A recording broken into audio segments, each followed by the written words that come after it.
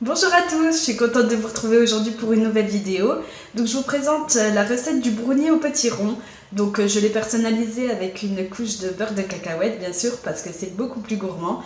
Et je vous laisse tout de suite avec la suite de la vidéo. Et je tenais aussi à vous remercier pour les 100 abonnés, voilà. Donc ça y est, 100, on a dépassé la barre des 3 chiffres. Donc je suis super contente et je vous remercie grandement pour tout ça, pour vos commentaires, pour vos messages, etc. Donc j'espère que vous serez de plus en plus nombreux sur cette chaîne. Et je vous dis à bientôt dans une prochaine vidéo. Bye. Donc pour les ingrédients, il vous faudra du chocolat. Moi j'en avais pas, j'ai utilisé de la poudre de cacao, mais c'est un peu plus amer. Donc je vous conseille vraiment de mettre la moitié d'une tablette de chocolat.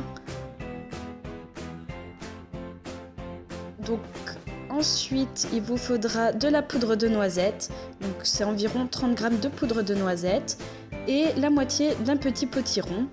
Donc j'en ai fait de la purée, donc dans de l'eau ou cuit à la vapeur, ça va très bien. Donc vous voyez, j'ai un petit peu plus d'un bol. Et j'ai mis des éclats de noisettes et de noix à l'intérieur du brownie. Donc ensuite, on va commencer. Donc je vais ajouter en premier la purée de potiron et la poudre de cacao. Donc là, si vous utilisez du chocolat, ce que je vous conseille, vous faites fondre votre chocolat et vous l'ajoutez à la purée.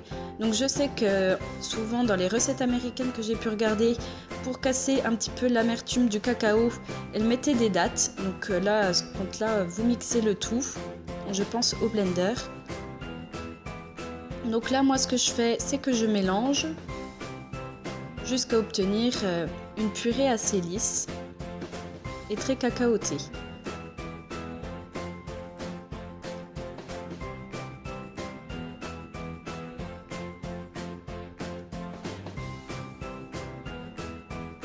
Donc une fois que ma purée est bien lisse, je vais venir ajouter la poudre de noisette. Et on mélange à chaque ajout d'ingrédients. Donc pour casser l'amertume, si vous avez des idées, n'hésitez pas à me le dire. Parce que c'était la première fois que je testais ce brownie et c'est vrai que c'était un petit peu amer. Donc je n'ai pas mis de sirop d'agave, j'aurais peut-être dû. Même avec la garniture au-dessus, ça restait quand même un petit peu amer. Donc après j'ai ajouté mes éclats de noix et de noisettes et dans un plat avec du papier sulfurisé, papier cuisson, j'ai mis mon brownie à l'intérieur.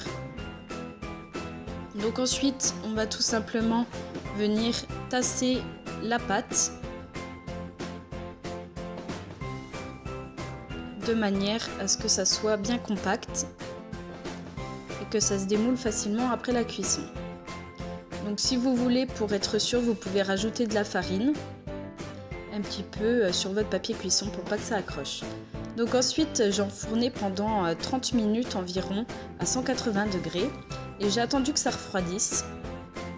Donc je l'ai démoulé et ensuite j'ai fait une petite sauce avec du beurre de cacahuète. Donc c'est juste du lait avec du beurre de cacahuète. Donc j'ai mis environ la moitié d'un verre avec 2 bonnes cuillères de beurre de cacahuète. J'ai mélangé le tout. Donc j'ai mélangé à la cuillère, mais vous pouvez très bien mélanger au mixeur. Ça m'a fait cette petite purée de beurre de cacahuète.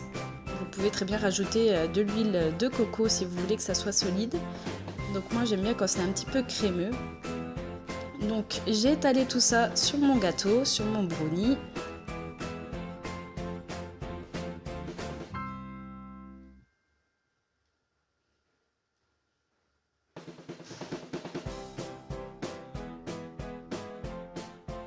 Et ensuite, j'ai tout simplement mis au frigo environ 20 minutes, je dirais pas plus. Et quand je l'ai sorti, j'ai pu couper des petits morceaux. Donc comme je vous disais, ça reste amer parce qu'il y avait beaucoup de beurre de cacao à l'intérieur. Mais je pense que si vous utilisez du chocolat, ça doit être tout simplement délicieux. Parce que rien que là, c'était déjà très bon. La texture était vraiment top. C'était vraiment fondant, crémeux. C'était vraiment délicieux.